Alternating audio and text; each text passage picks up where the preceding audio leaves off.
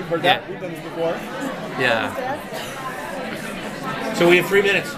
Okay. We're yours. So now we know that you know that we know what we're doing. Exactly. A little bit.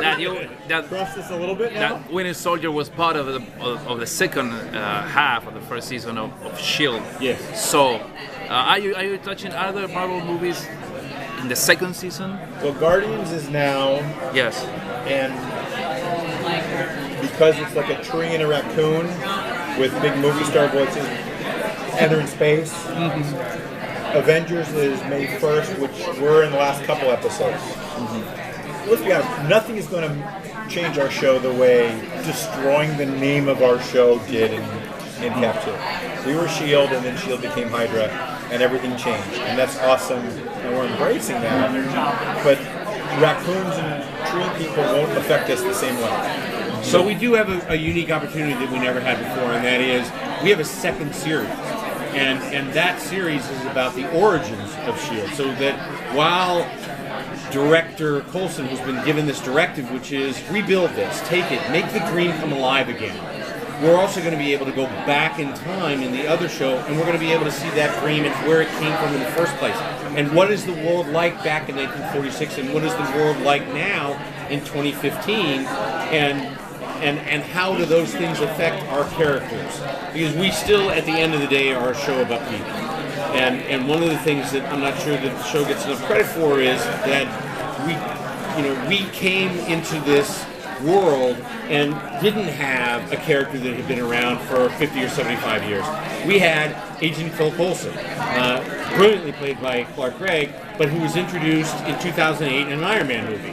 And so the rest of that cast, Fitzsimmons, Skye, Agent May, Ward, who have now become favorites of people and who they really care about it. That's where I really think Jeph and Jed and Marissa, came up with something that's extraordinary. Because for Agent Ward's turn to matter, you had to actually care about those characters. Otherwise, it was just plot. It wasn't anything else like that.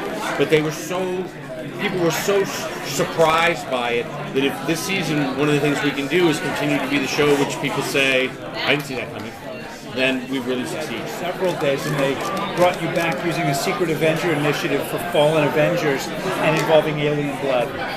And then they're going to make you director of S.H.I.E.L.D.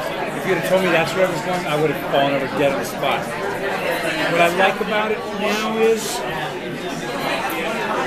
it kind of goes into Phil Coulson's wheelhouse, I think, in that all the giant bureaucracy, although he can function in it, I think at his heart has always been a field agent. And I think that always frustrated him even before he figured out that it would create a very fertile nesting ground for traitors. So the fact that he gets to build it up with hand-picked people, even though he's got very few resources, he and his team are pretty ingenious about coming up with what they need.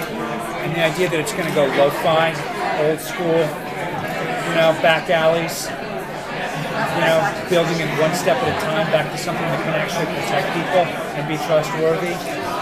Perhaps with a kind of moral core that had gotten lost. That's exciting to me. There's a line that I want.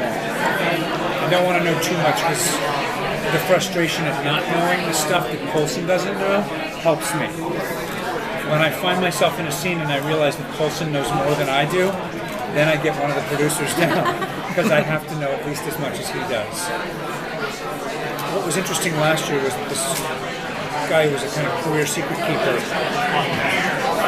suddenly had been lied to on the most deep fundamental level, which was about his own existence. And he became uncomfortable keeping secrets from his own team. The minute he's made director of S.H.I.E.L.D. and handed this kind of magical black box by Nick Fury, that role changes and he has no choice but to keep secrets. So he's put into a very different kind of moral quandary going forward. And it comes with that job. And I think it changes some of those demons, but I'm sure they'll still be there. You were the second in command.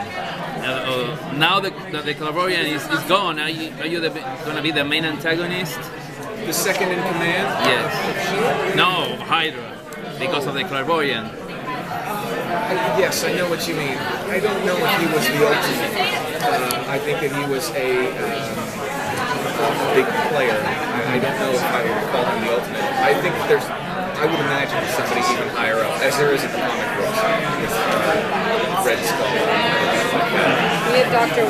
We haven't learned that. I'm not spilling beans here, but I just think that he's a good operator. There's probably somebody there. I think that whole alliance or that allegiance was more towards Garrett than it was towards Hydra.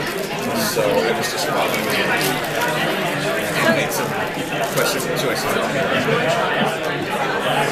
So